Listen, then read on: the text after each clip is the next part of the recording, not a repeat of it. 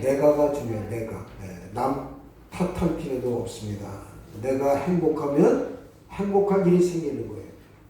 내가 불행하다 그러면은 불행할 일이 생깁니다. 이게 성경의 원리입니다. 오늘 말씀에도 나오는데 말 그대로 믿음대로는 것이 하나님의 역사인 줄로 믿습니다. 여러분, 우리가 일을 할 때 산더미 같이 많은 일들이 쌓여 있는 것을 보게 되면은 어떤 사람은 겁에 질려 가지고 일을 못하는 그런 경우가 있습니다. 내가 저 일을 언제 다 하지 저거? 그래서 그냥 주저앉아 있고 포기하는 그런 경우가 있어요. 그런데 일을 잘하는 사람은요, 산더미같이 많이 쌓인 일을 보는 것이 아니라 당장 눈앞에 보이는 일을 보게 됩니다. 그러면은 스트레스도 덜 받고 부담감도 덜 받고 그리고 좌절도 하지 않고 눈앞에 보이는 일만 하기 때문에 그 일을 지속할 수가 있게 되는 겁니다. 이런 말이 있습니다. 풀을 베는 사람은 들판을 보지 말라. 한번 따라 하실까요? 풀을 베는 사람은 들판을 보지 말라. 무슨 말인지 아시겠죠? 풀을 베야 되는데 저 끝까지 언제 내가 다 해? 추수를 해야 되는데 김을 매야 되는데 내가 언제 저기까지 다 해? 미리 걱정하지 말고 당장 눈앞에 보이는 것에 집중하라. 그러면 계속 하게 되면은 반드시 풀을 뵐 수가 있고 모를 낼 수가 있고 내가 추진하고자 하는 일을 마칠 수 있게 된다는 겁니다. 산을 오를 때도 그렇습니다. 산을 오를 때도 저 정상을 바라보게 되면은 사람이 금방 지치게 됩니다. 지금 걷고 있는 한 발짝 한 발짝 자신의 발을 보면서 오르는 겁니다. 그렇게 천천히 오르다 보면은 바로 아무리 높은 그 산도 내 발 아래 놓이게 된다는 겁니다. 오늘 본문의 말씀의 내용이 바로 그런 내용입니다. 오늘 본문은 말 그대로 이스라엘과 미디안 연합군과의 전쟁 이야기입니다. 사사 기드온이 지휘하는 이스라엘 군대와 그리고 미디안 군대 사이에 전쟁이 벌어졌습니다. 이 전쟁은 우리의 상식을 뛰어넘는 하나님의 방법으로 진행이 됩니다. 미디안 군대는 무려 13만 5천 명. 여기에 반해서 기드온이 이끄는 군대는 3만 2천 명입니다. 3만 2천 명. 13만 5천 명 대 3만 2천 명. 단순 계산으로 4배 차이가 납니다. 이것은 산술적으로 차이가 나는 것이고 계산한 것이지 실제로 그 군대는 어떤 군대냐? 미디안의 군대는요, 말 그대로 훈련을 잘 받은 정예화된 군대입니다. 그런데 이스라엘의 군대는 말 그대로 이름만 군대지 민병대 수준입니다. 우리나라의 민방위 수준이에요. 민방위 수준. 그런데 하나님께서 뭐라고 말씀하십니까? 그 3만 2천 명, 오합지졸과 같은 민방위 수준에 불과한 그 이스라엘의 군대의 숫자를 줄여라. 그렇게 말씀합니다.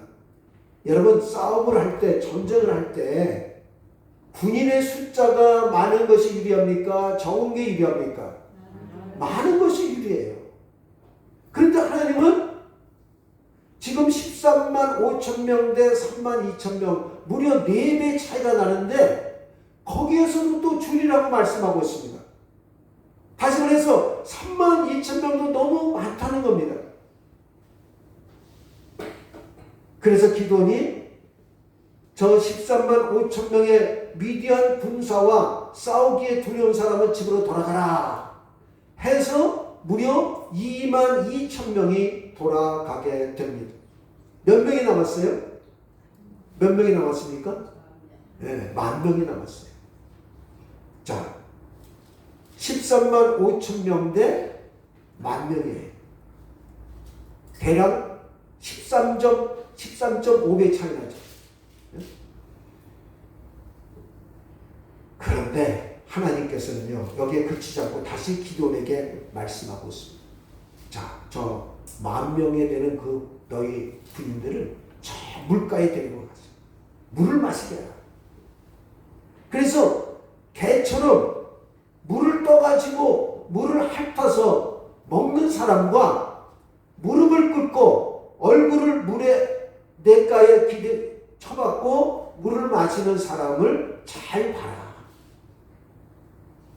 그렇게 해가지고 개가 물을 핥아서 마시는 것처럼 손에 떠가지고 물을 핥아 마시는 사람 300명을 뽑게 됩니다.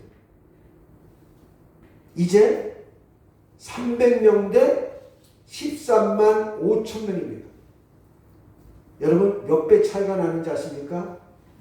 전략적으로 450배의 차이가 납니다. 기도원의 군사 한 명이 몇 명을 상대해야 됩니까? 450명. 일당 100이 아니라 일당 몇 명이에요? 450명입니다. 여러분 이게 전쟁을 할 수가 있습니까? 일당 100도 어려운데 어떻게 일당 450을 할 수가 있습니까? 그것도 제대로 훈련받지 못한 오합지졸과 같은 기도원의 군사 한 명이 잘 훈련받고 최신식 무기로 무장한 450명을 상대를 해야 됩니다. 여러분 현실적으로 이길 수 있습니까? 없습니까? 아무리 계산해도 이길 수가 없어요. 그런데 오늘 본문이 길어가지고 다 읽진 않았는데 여러분 물론 이 성경 읽은 분들은 아시겠지만은 자 그들의 무기는 뭐였느냐? 기돈이 이끄는 군사들의 무기는 간단한 칼과 그리고 나팔과 항아리와 횃불입니다. 너무나도 간단하죠. 이것을 가지고 기돈의 전략에 맞춰가지고 전쟁에 임하게 됩니다. 그리고 메뚜기처럼 엄청난 13만 5천 명이 되는 미단의 군사를 물리칩니다. 그것도 그냥 물리친 것이 아니라 엄청난 대승을 거두게 됩니다. 그래서 오늘은 기돈의 300용사가 승리할 수 있었던 그런 요인을 살펴보면서 우리도 주님께서 맡겨주신 그 사명을 감당할 때 우리의 주변에 우리의 적들이 우리의 문제가 아무리 13만 5천 명처럼 우리를 엄습하고 우리를 두렵게 한다고 하더라도 우리는 기돈의 300용사 같이 주님께서 주시는 힘을 가지고 반드시 그 문제와 그 모든 어려움을 이겨나갈 수 있고 물리칠 수 있게 되는 줄로 믿습니다. 자 그러면은 한번 따라하실까요? 믿음의 사람은 오직 하나님의 능력으로 사명 감당합니다. 자, 제가 이미 말씀을 드렸지만 2절을 보세요. 2절 같이 읽습니다. 여호와께서 기돈에게 이르시되 너를 따르는 백성이 너무 많은즉 내가 그들의 손에 미디안 사람을 넘겨주지 아니하리니 이는 이스라엘이 나를 거슬러 스스로 자랑하기를 내 손이 나를 구원하였다 할까 함이니라. 자, 말씀드렸듯이 32,000명이 너무 많다고 그랬죠.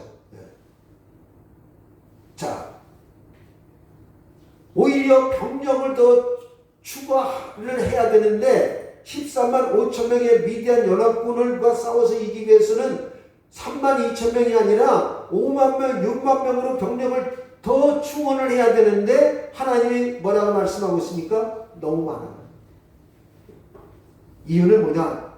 많은 수가 싸워서 이기면은 누구 힘으로 승리했다고 말하기 때문에 그렇다는 겁니까? 야, 기돈 장군 최고야. 야, 우리가 얼마나 싸움을 잘했는데. 이럴까봐 하나님께서 32,000명이 너무 많다. 그렇게 말씀을 하고 있습니다. 여러분 우리가 여기서 하나님께서 일하시는 방법을 알아야 됩니다. 하나님은 숫자로 일하지 않습니다. 하나님은 크기로 역사하지 않으십니다. 하나님은 외형적인 것으로 평가하지 아니하십니다. 한번 따라하실까요? 하나님은 숫자로 일하지 아니하십니다. 크기로 역사하지 아니하십니다. 외형적인 것으로 평가하지 아니하십니다. 여러분 이해가 되고 믿어지십니까? 여러분 숫자로 일하고 크기로 역사하고 외형적인 것을 평가하는 것이 누구예요? 사람이에요. 하나님은 그렇게 하시다. 여러분 다다익선이라는 말이 있죠. 많으면 많을수록 좋다. 돈이 많으면 많을수록 좋다. 유익하다. 힘이 없는 것보다 있으면 있을수록 더 유익하다. 약한 것보다 더 강하면 강할수록 더 유익하다. 물론 그렇게 하는 것이 대부분이에요. 그런데 반드시 그렇지 않다는 겁니다. 반드시. 여기에 여러분 하나님의 역설이 있습니다. 패러독스라고 하죠. 패러독스. 역설. 여러분 성경은요 역설입니다. 역설. 우리가 성경 읽어도 이해가 안 되는 이유가 뭐예요? 역설이기 때문에 그렇습니다. 하나님은 우리의 생각과 반대로 일하시기 때문에 성경이 잘 이해가 안 되는 겁니다. 그런데 우리가 믿음을 갖게 되면은 하나님께서 이렇게 일하시는구나. 이게 하나님의 뜻이구나. 이것을 우리가 알 수 있게 된다는 겁니다. 그렇기 때문에 여러분 되도록 빨리 우리의 생각을 여러분 내려놓으시기를 바랍니다. 우리의 고집, 우리의 생각, 우리의 습관, 우리의 욕망을 내려놔야지 이 하나님의 말씀이 은혜가 될 수가 있고 이 하나님의 말씀이 나의 삶에 적용이 되고 유익할 수 있게 된다는 겁니다. 그래서 예레미야 9장 23절 이렇게 말씀하고 있습니다. 같이 있습니다. 여호와께서 이같이 말씀하시되 지혜로운 자는 그 지혜를 자랑하지 말고 용사는 그의 용맹을 자랑하지 말라. 부자는 그의 부함을 자랑하지 말라. 자랑은 어떻습니까? 지혜로운 자는 나 똑똑해. 나 얼마나 공부 잘하는데. 부모는 동네방네 소문냅니다. 또 용사는 자랑하지 말라. 부자는 그의 부함을 자랑하지 말라. 여러분 우리 기독교인들이 조심해야 될 부분이 이거예요. 스스로 그것을 하나님의 영광을 위한다고 얘기하면서 그것을 자랑하게 되면은 오히려 그것이 하나님의 영광을 가릴 수가 있게 된다는 겁니다. 베드로전서 5장 5절도 있습니다. 시작. 젊은 자들아 이와 같이 장로들에게 순종하고 다 서로 겸손으로 허리를 동이라. 하나님은 교만한 자를 대적하실 때 겸손한 자들에게는 은혜를 주시느니라. 아멘. 고린도전서 1장 27절에서 29절도 있습니다. 시작. 하나님께서 세상에 미련한 것들을 택하사 지혜 있는 자들을 부끄럽게 하려 하시고 세상에 약한 것들을 택하사 강한 것들을 부끄럽게 하려 하시니 하나님께서 세상에 정한 것들과 열심한 없는 것들을 택하사 있는 것들을 피하려 하시나니 이를 아무 죄도 하나님 앞에서 자랑하지 못하게 하려 하십니다. 아멘. 미치신 대로 잘 보세요. 여러분 하나님은 교만한 자를 싫어하시고 겸손한 자에게 은혜를 베풀어 주십니다. 겸손한 사람을 통해서 하나님은 일하십니다. 여러분 애굽의 왕 그 밑에서 자랐던 여러분 모세를 보십시오. 여러분 모세가 애굽의 궁전에 있을 때는 하나님께서 사용할 수가 없었습니다. 그가 가장 낮은 자리에 왔을 때 자신이 가장 겸손해졌을 때 하나님께서 모세를 사용하셔서 이스라엘 백성들을 이끌고 출애굽시키는 지도자로 세우신 겁니다. 여러분, 만약에 모세가 애굽의 궁전에 계속 살았다고 생각해 보십시오. 애굽의 왕자로서 그 권력 다툼 속에서 그가 있다고 생각해 보십시오. 얼마나 비참한 삶이었겠습니까? 언제 죽을지도 몰라요. 그런데 하나님은 그 지옥과 같은 애굽 궁전에서 빼내신 거예요. 뭘 통해서? 하나의 살인 사건을 통해서 미디안 광야로 도망가게 하십니다. 여러분, 우리의 인생도 마찬가지입니다. 우리의 인생 하나하나는 하나님이 다 섭리하고 계시는 거예요. 나의 실수까지도, 나의 잘못까지도 하나님은 다 거기에 관심을 갖고 계신다는 거예요. 성경의 원리가 그렇습니다. 여러분, 그 유명한 D.L. 목사님은 이렇게 모세를 설명하고 있습니다. 모세는 처음 40년 동안은 자신이 대단한 인물이라고 생각하면서 살았다. 그리고 그 다음 40년 동안에는 자신이 아무것도 아니라는 것을 알게 되었다. 마지막 40년 동안에는 아무것도 아닌 자를 하나님이 들어 쓰시면 모든 것을 할 수 있는 자가 될 수 있음을 알았다. 40살까지 애굽의 궁궐에서 공주의 아들로 자란 모세는 나는 굉장히 잘난 사람이다, 이렇게 생각하면서 살았습니다. 애굽 궁전에서 당시 최고의 선진국이었던 그 애굽의 학문과 모든 권력을 가지고 있었던 바로 모세였습니다. 그런 모세를 하나님은 절대로 사용할 수가 없었습니다. 그 후에 바로 양치기가 되었습니다. 미디안 광야에서 양을 치면서 40년이 지났을 때, 그리고 이제 쪼글쪼글 80세의 할아버지가 되었을 때 비로소 자신이 아무것도 아닌 사람이라는 것을 알게 되었습니다. 그러자 하나님은 비로소 모세를 부르십니다. 자, 저 이스라엘 백성들을 너는 이끌고 가나안 땅으로 가라. 여러분, 이처럼 하나님의 백성들이 여러분 일하는 방식은 내가 잘날 때가 아닙니다. 잘난 사람이 일하면 모든 공로를 다 자기에게 돌립니다. 하지만 자신은 아무것도 할 수 없다고 스스로 생각하면서 겸손하게 되면 오직 구할 수 있는 것은 하나님의 도우심입니다. 하나님 바로 이런 방식으로 우리의 사명 감당하기를 원하고 계심을 여러분 믿으시기를 바라겠습니다. 그러므로 우리가 나의 부족함을 알게 되면 하나님을 더욱더 의지하게 되고, 하나님을 의지하면 더 큰 역사가 일어나게 될 줄로 믿습니다. 그러면 오직 하나님의 능력으로 사명을 감당하는 성도들이 되시기를 간절히 바라겠습니다.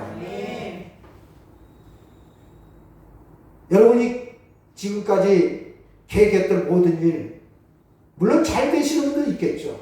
안 되는 분도 있을 거예요. 깨지는 분도 있을 겁니다. 넘어지는 분도 있을 겁니다. 포기하지 마세요. 나를 겸손하게 하는 하나님의 방법이에요. 나를 하나님 앞에 더 가까이 나가게 하는 하나님의 부르심이에요. 사인입니다. 근데 넘어졌다고 깨졌다고 자포자기하게 되면은 여러분, 하나님은 절대로 그런 사람을 사용할 수가 없어요. 아, 나를 겸손하게 하시는구나. 나를 다시 한번 이제 새롭게 만드시는구나. 내가 하나님 앞에 나가기를 원하고 계시는구나.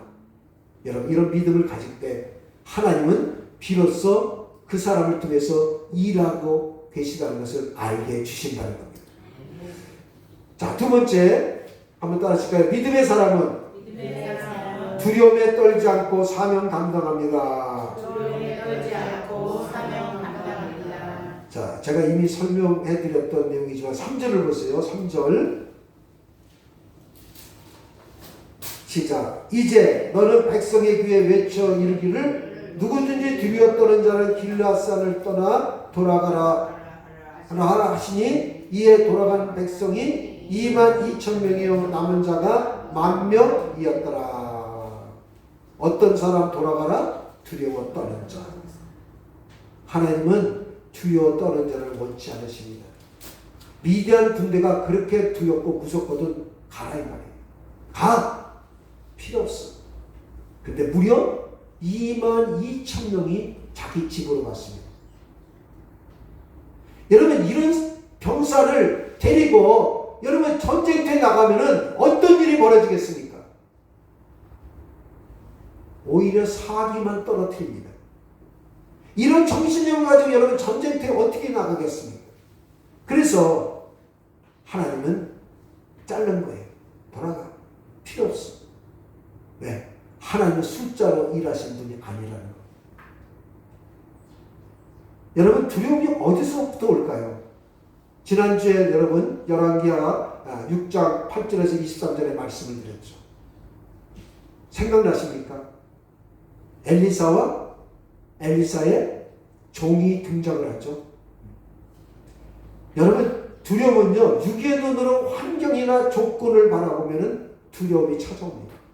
한번 따라 하실까요? 육의 눈으로 환경이나 조건을 바라보면 두려움이 찾아옵니다. 환경이나 조건을 바라보면 두려움이 찾아옵니다. 엘리사의 종이 아침에 일어나 봤더니 아람 군대가 도단성을 겹겹이 포위하고 있는 것을 보았어요. 깜짝 놀랐습니다. 선생님 큰일 났습니다. 저 아람 군대가 우리가 지금 있는 도단성을 겹겹이 싸고 있습니다. 어찌하면 좋겠습니까? 호들갑 떨었습니다. 그래서 엘리사가 가서 봤습니다. 그랬더니 뭐가 보였어요? 아람 군대가 도단성을 포위하고 있는데 그 아람 군대 바깥을 또 포위하고 있는 하나님의 군대, 불말과 불병거가 보이게 되었다는 겁니다. 엘리사는 영의 눈으로 성 밖을 바라보고 믿음의 눈으로 보느냐 아니면 육의 눈으로 보느냐에 따라서 그 상황은 언제든지 바뀔 수가 있게 된다는 겁니다. 여러분 우리가 육의 눈으로 세상을 보고 자신을 바라보면 내가 초라하게 그지없습니다. 나는 가진 것도 없어. 나는 건강하지도 못해. 내가 사는 게 이 모양 이 꼴이야? 얼마나 여러분 초라합니까? 그래서 두렵습니다. 그래서 밖에 나가기는 싫어합니다. 만나기는 싫어합니다. 늘 위축됩니다. 이게 뭐예요? 육의 눈으로 보는 거예요. 늘 남과 비교하니까 내가 너무너무 초라합니다. 이때 두려움이 찾아오게 되죠. 두 번째는 하나님을 떠나면 두려움이 찾아옵니다. 한번 따라 하실까요? 하나님을 떠나면 두려움이 찾아옵니다. 대표적인 게 여러분 창세기 아담과 하와가 여러분 선악과를 따먹었을 때 왜 두려움이 찾아왔을까요? 네? 하나님이 자신을 찾을까 봐. 아담아 내가 어디 있느냐? 숨었어. 왜? 하나님이 선악과를 따먹지 말라고 했는데 따먹었어. 아담아 내가 어디 있느냐? 그렇지만 주여 제가 무화과나무 뒤에 숨은 거예요. 왜 숨어요? 죄를 지었기 때문에. 죄를 지으면은 하나님을 떠나게 됩니다. 하나님을 멀리하게 됩니다. 여러분 우리가 하나님을 또 멀어지게 해서 우리가 두려움을 갖게 되는 겁니다. 그래서 사도 바울은요 사랑하는 디모데에게 이렇게 권면하고 있습니다. 우리 디모데 후서 1장 7절의 말씀을 우리 같이 읽겠습니다. 현대인의 성경입니다. 시작. 하나님은 우리에게 두려워하는 마음을 주신 것이 아니라 능력과 사랑과 절제하는 마음을 주셨습니다. 그렇습니다. 하나님은 우리에게 두려워 떠는 자가 아니라 믿음으로 용감하게 전진하는 자를 통해서 역사를 하신다는 겁니다. 그러므로 여러분 전능하신 하나님을 바라보시고 용감하게 믿음으로 도전하시기를 바랍니다. 그러면 하나님께서 그 걸음을 인도하시고 승리의 삶으로 인도해 주실 줄로 믿습니다. 용기 있게 전진하는 믿음의 성도들이 되시기를 간절히 바라겠습니다. 마지막 세 번째 따라하실까요? 믿음의 사람은 작은 일도 방심하지 않고 최선을 다해 사명을 감당합니다. 자, 5절에서 7절에 나오는 내용인데요. 읽었기 때문에 제가 따로 읽지는 않겠습니다. 자, 최종적으로 뽑은 이 300명의 용사들이 물가에 가가지고 어떤 행동을 했습니까? 바로 개가 물을 핥아 마시는 것처럼 물을 떠가지고 좌우를 살펴보면서 물을 마셨어요. 근데 나머지 9,700명은 어떻게 했어요? 야, 너무너무 갈증이 난다. 물가로 막 뛰어가지고 얼굴을 쳐박고 그냥 물을 마셔.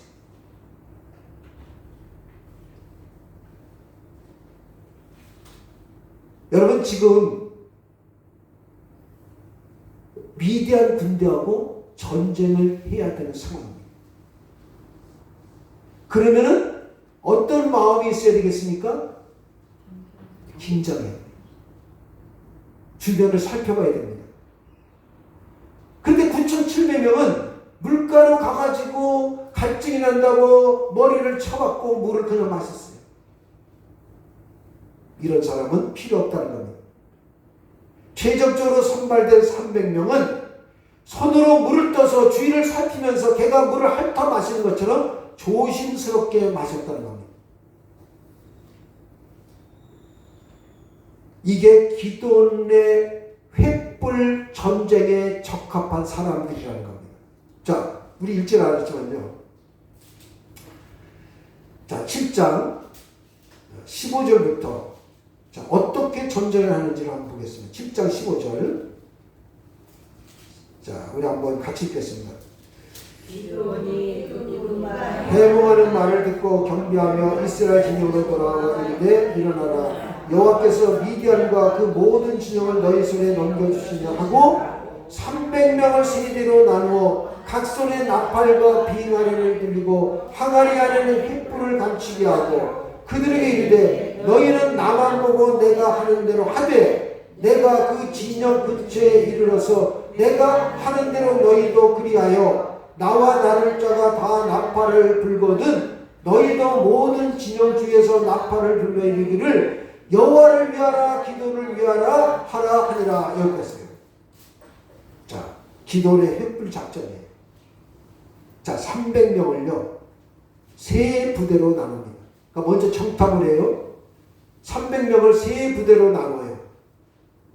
그러면 가까이 가요. 적진. 미디안 군대 적진에 가까이 가가지고 나팔과 빈 항아리. 빈 항아리 속에는 뭐가 들리냐면 횃불이 들려있어요. 적진에 가가지고 갑자기 항아리를 깨버립니다. 그러면은 어떻게 됩니까? 횃불이 나와요. 그런 다음에 나팔을 부는 거예요. 나팔. 이게 기도원의 횃불 작전입니다. 그러면은 자고 있던 이 미디안 군대가 혼비백산에서 도망가는 내용이 쭉 나오고 있어요. 뒤쫓아가가지고 그들을 전멸을 시킵니다. 여러분, 자, 이게 작전이에요. 아주 간단한데. 여러분, 10,000명이 간다고 생각해 보십시오. 여러분, 10,000명이 다 따를 것 같습니까? 아니, 이게 무슨 작전이야. 이래가지고 우리가 당하는 거 아니야? 응? 칼을 들고 창을 들고 활을 들고 나가서 전쟁을 해야지. 무슨 횃불에다가 항아리에다가 나팔을 들고 나가? 여러분, 하나님은 역설의 하나님이라고 말씀드렸죠. 하나님은 우리의 생각과는 다르게 역사하시는 분이세요. 그래서 이 기도원의 이 작전에 함께할 수 있는 사람 300명을 하나님께서는 추리도록 하신 겁니다. 그래서 17절을 보실까요? 17절. 그들에게 이르되 너희는 나만 보고 내가 하는 대로 하되 내가 그 진영 근처에 이르러서 내가 하는 대로 너희도 그리하여. 누가 하는 대로? 기드온이 하는 대로 그대로 따라야 돼. 이게 무슨 작전입니까? 어린애 지금 무슨 놀이입니까? 이러면서 불평불만하는 자는 필요 없다는 겁니다. 잘못하다가는 작전이 깨지게 되고 미디안 군대의 역습을 받을 수가 있게 된다는 겁니다. 그러니까 여러분 작은 일도 방심하지 않고 최선을 다하는 거예요. 이렇게 해가지고 미디안 군대는 혼비백산에서 도망가고 추격을 해서 미디안 군대를 처단하고 포획해서 승리를 완성합니다. 이 횃불 작전을 수행한 군인을 선발하기 위해서 하나님께서는 10,000명의 이스라엘 군대들을 냇가로 데리고 가서 물을 마시는 모습을 보고 선발하도록 하신 겁니다. 여러분, 물을 마시는데 물가에 가서 얼굴을 받고 물을 마시든 손으로 떠가지고 혀로 핥아가지고 좌우를 살피면서 마시든 여러분 이게 무슨 큰 차이가 있겠습니까? 그런데 하나님은 그 작은 차이를 보신다는 겁니다. 한번 따라하실까요? 하나님은 작은 차이를 보십니다. 작은 차이를 보십니다. 하나님은 이렇게 평범하고 작은 것을 가지고 거기에 순종하는 사람을 과연 적합한 사람인가 적합하지 않은 사람인가를 하나님은 딱 구분 결정을 하신다는 겁니다. 그래서 마태복음 25장 21절 이렇게 말씀하고 있습니다. 같이 있습니다. 잘하였도다 착하고 충성된 종 내가 적은 일에 충성하였으며 내가 많은 것을 내게 맡기리니 내 주인의 즐거움에 참여할지어다. 여러분 우리의 미래는요 가장 단순하고 가장 평범한 일에 달려있습니다. 여러분의 신앙생활도 마찬가지예요. 한 걸음 한 걸음 올라가십시오. 대단히 내가 큰 일을 하겠다. 내가 성경을 예를 들어가지고 1년에 1독을 내가 하겠다. 아 1독은 힘들어. 그럼 내가 하루에 한 장을 하겠다. 좋습니다. 한 장씩 읽으세요. 달라. 한 걸음 한 걸음 스텝 바이 스텝 하십시오. 이 작은 것을 보신다는 거예요. 내가 언제 이 성경 1독을 언제 다 해? 이런 사람은 성경 펴지를 않습니다. 그래 내가 하루에 한 장이라도 읽자. 풀을 베는 사람은 끝을 보지 않는다고 그랬잖아요. 풀을 베는 사람은 눈앞에 보이는 것만 보면서 일합니다. 여러분 미디안의 13만 2천 명의 그 군대가 300명에 의해서 괴멸되었습니다. 누가 도우셨습니까? 하나님의 도우심과 하나님의 작전이에요. 우리는 감히 하나님의 작전과 하나님의 계획을 알 수는 없습니다. 여러분 한 걸음 한 걸음 눈앞에 보이는 거 쉬운 것부터 시작하시기를 바라겠습니다. 네. 여러분 사람들이 큰 문제 때문에 실패하거나 넘어지는 것이 아닙니다. 작은 구멍 하나 때문에 댐이 무너지는 것이지 큰 구멍 때문에 댐이 무너지는 것이 아닙니다. 큰 구멍이 나면은 사람들이 금방 발견해서 그것을 다 조치합니다. 여러분 사람이 가다가 돌뿌리에 넘어집니다. 그 돌뿌리가 큽니까 작습니까? 작아요. 큰 바위 덩어리가 있으면 사람들이 돌아갑니다. 그런데 작은 돌뿌리 거기 걸려서 넘어져. 사람들이 실수하고 넘어지는 건 대부분 작은 겁니다. 우리의 신앙도 마찬가지입니다. 작은 것에 넘어집니다. 조금 힘들다, 조금 어렵다, 조금 여러 가지 문제가 생겼다. 누구 때문에? 여러분, 가정이나 일터에서나 교회에서나 작은 것을 귀하게 여기시고 최선을 다해야 될 줄로 믿습니다. 자, 마지막으로 테레사 수녀 예화를 한번 말씀드리겠습니다. 여러분 잘 아시죠? 마더 테레사 수녀. 1979년에 노벨 평화상을 받은 분입니다. 이분이 이런 시를 줬습니다. 우리 한번 같이 읽겠습니다. 나는 결코 대중을 구원하려고 하지 않는다. 나는 다만 한 개인을 바라볼 뿐이다. 나는 단지 한 번에 한 사람을 사랑할 수 있다. 단지 한 사람씩만. 따라서 당신도 시작하고 나도 시작하는 것이다. 나는 단지 한 사람만을 붙잡는다. 만일 내가 그 사람을 붙잡지 못하였다면 나는 42,000명을 붙잡지 못하였을 것이다. 모든 노력은 단지 바다에 붙는 한 방울 물과 같다. 하지만 내가 그 한 방울 물을 붓지 않았다면 바다는 그 한 방울만큼 줄어들 것이다. 당신에게도 마찬가지다. 당신의 가족에게도, 당신의 교회에서도 마찬가지다. 단지 시작하는 것이다. 한 번에 한 사람씩. 유명한 시입니다.